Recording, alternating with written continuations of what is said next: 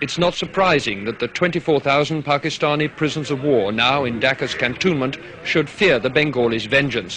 মুক্তিবাহিনীর আক্রমণে দিশেহারা পাক বাহিনী পরাজয় স্বীকার করে নেয় ১৬ ডিসেম্বর। ৯ মাসের রক্তক্ষয়ী যুদ্ধ শেষে বাঙালির হাতে ধরা দেয় কাঙ্ক্ষিত বিজয়। ঢাকার রেসকোর্স ময়দানে পাকিস্তানি বাহিনীর আনুষ্ঠানিক আত্মসমর্পণের মধ্য দিয়ে জন্ম নেয় স্বাধীন বাংলাদেশ। কিন্তু বাস্তবতা ছিল আরও কঠিন।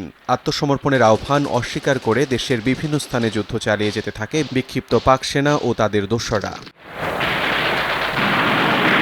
আত্মসমর্পণে অস্বীকৃতি জানানো পাক বাহিনীর অন্যতম বড় ইউনিট ছিল ১০৭ নম্বর ব্রিগেড। ব্রিগেডিয়ার হায়াত খানের নেতৃত্বে প্রায় ৪,০০০ সৈন্য নিয়ে তারা খুলনা অঞ্চলে সংগঠিত প্রতিরোধ করে তোলে। পরিস্থিতি মোকাবেলায় ৮ম সেক্টরের কমান্ডার মেজর আবুল মঞ্জুরের নেতৃত্বে মুক্তিবাহিনী শুরু করে সম্মিলিত আক্রমণ। টানা লড়াইয়ের পর অবশেষে ১৭ ডিসেম্বর খুলনা সার্কিট হাউস মাঠে পাকিস্তানি সেনারা আনুষ্ঠানিকভাবে আত্মসমর্পণ করতে বাধ্য হয়। একই সময়ে দেশের অন্যান্য এলাকাতেও চলছিল তীব্র সংঘর্ষ।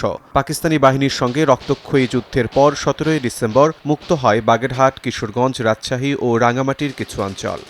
চট্টগ্রামের ভাটিয়ারি এলাকায় ১৬ ডিসেম্বর আত্মসমর্পণের দিনেও সড়ক ও নৌপথে চলে ভয়াবহ লড়াই। ভারত বাংলাদেশ যৌথ বাহিনীর অভিযানে শেষ পর্যন্ত সেখানকার পাক সেনারাও অস্ত্র ফেলে আত্মসমর্পণ করে।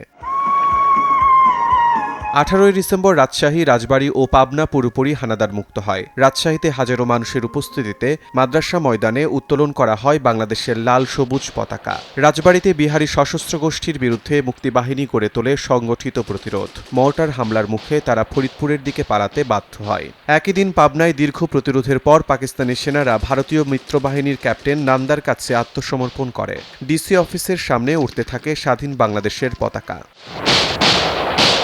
১৯ ডিসেম্বর ঈশ্বরদী পাকিস্তানি হানাদার মুক্ত হয়। সেখানে আত্মগোপনে থাকা বিহারি সশস্ত্র গোষ্ঠীর সঙ্গে সংঘর্ষে শহীদ হন ৩৩ জন মুক্তিযোদ্ধা। তাদের আত্মত্যাগের মধ্য দিয়ে দেশের বিভিন্ন অঞ্চলে হানাদার বাহিনী ও তাদের সহযোগীদের শেষ প্রতিরোধ ভেঙে পড়ে। এর আগের দিন ১৮ ডিসেম্বর নওগাঁ ও সৈয়দপুর হানাদার মুক্ত হয়। এছাড়া ১৯ ডিসেম্বর ভৈরব, ২১ ডিসেম্বর নাটোর এবং ২৩ ডিসেম্বর কুমিল্লার হোমনা উপজেলা সম্পূর্ণভাবে মুক্তিবাহিনীর নিয়ন্ত্রণে আসে।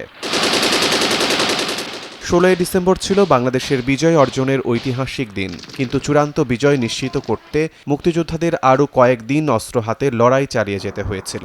১৬ ডিসেম্বরের পর দেশের বিভিন্ন জেলায় সংঘটিত এসব যুদ্ধ প্রমাণ করে স্বাধীনতা একদিনে অর্জিত হয়নি। ১৬ ডিসেম্বরের বিজয় ছিল গন্তব্যের ঘোষণা, আর পরবর্তী দিনগুলোর চূড়ান্ত ছিল সেই বিজয়কে সম্পূর্ণ করার ইতিহাস।